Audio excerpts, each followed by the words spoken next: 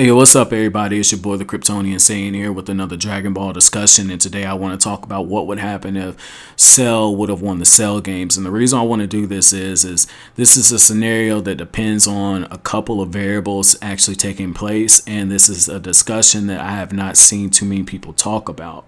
Now, what would need to take place for Cell to win the Cell games? I believe the first thing is we would need Vegeta to die.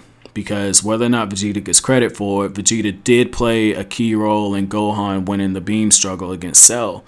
Now, how could this happen? Well, one of the ways that this could happen is when Trunks gets killed by Cell, Vegeta could go into his rage boost, and while he's in his rage mode, Cell could just get tired of it, overpower him, and kill him. Therefore, Gohan would not need to take a blast for him. And in the trade-off of this, Gohan would have access to both of his arms when he does the beam struggle. And while you could argue that Gohan probably would have won without Goku's assistance, let's just assume that Gohan was still holding back during that fight and he was still doubting himself. Well, when we look at it, this is where the second thing would need to take place. I believe that Goku would need to be prevented from talking to his son. Now, how could that happen? I mean, King Kai has bent the rules for Goku before.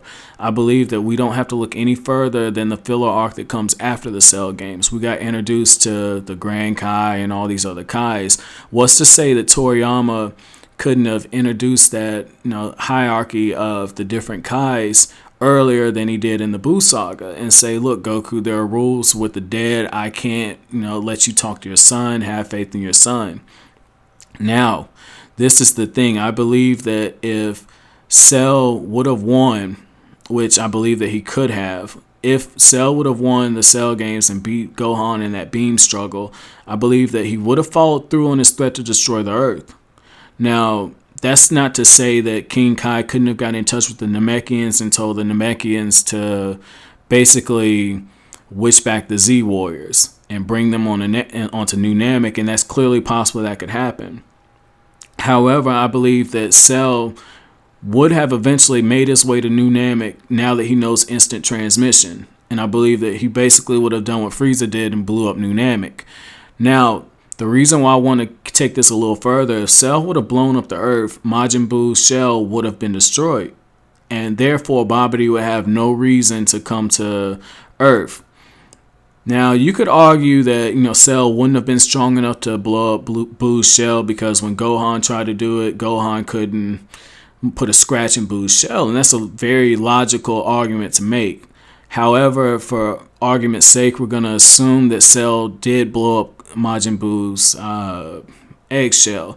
Now, what would happen? I believe Cell would be going from planet to planet, blowing up planets similar to what I believe Mira did in the Dragon Ball Online universe, which, obviously that's not canon, but it's something Toriyama did help out with a little bit, so I'm just going to use that for inspiration for this.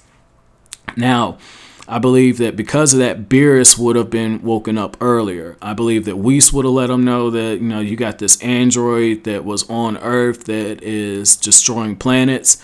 Or Beerus himself might have woken up because he is a god. What's to say that, he doesn't have a set number of planets that he has to destroy. And he's not basically, telepathically linked to him. I mean, we don't know much about Beerus. So that's something to look at. Now, this is the other thing for it. I do believe that, say, if Cell is destroying the planets, Beerus would have had to step in. And because Beerus had to step in, I believe that what would have happened is Beerus would have fought Cell, and then Cell himself would have ended up dying. And because Cell would have been defeated by Beerus single-handedly.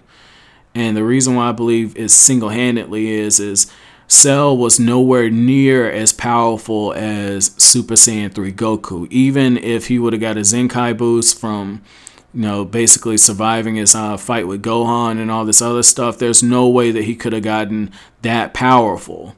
Not enough to close that gap. So Beerus probably would have killed Cell with the finger flick or something.